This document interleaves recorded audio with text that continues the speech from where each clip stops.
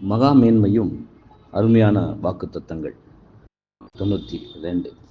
அவன் அப்பம் அவனுக்கு கொடுக்கப்படும், அவன் தண்ணீர் அவனுக்கு நிச்சயமாய் கிடைக்கும். ஏசாயா 33:16. நாமல்ல, தேவைகள் மற்றும் சூழல்கள் என்ன என்று காண்பதால் நம்முடைய உண்மையான தேவைகளுக்கு அப்பாற்பட்ட எதையும் கேட்காமல் இருப்போமாக. வாக்களிக்கப்பட்ட அப்பத்திற்காகவும் தண்ணீருக்காகவும் மற்ற ஒவ்வொரு சௌகரியத்திற்காகவும் எப்பொழுதும் நன்றியுள்ளவர்களாக இருப்போமாக.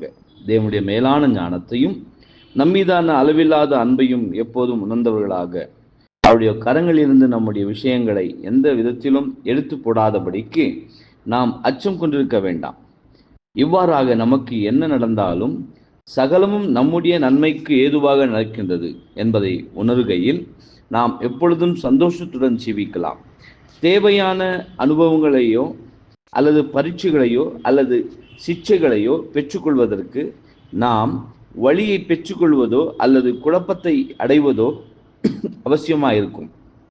மேலும் சிக்ஷைகளை அல்லது படிப்பினைகளை உடனடியாக ஆராய்வதற்கும் உணர்ந்து கொள்வதற்கும் நாம் கற்றுக்கொண்டு கிறிஸ்துவின் பள்ளிக்கூடத்தில் தகுதியான மாணவர்கள் என்று நம்மை நிரூபித்து காட்டவும் வேண்டும் என்பதே. ஆமென்.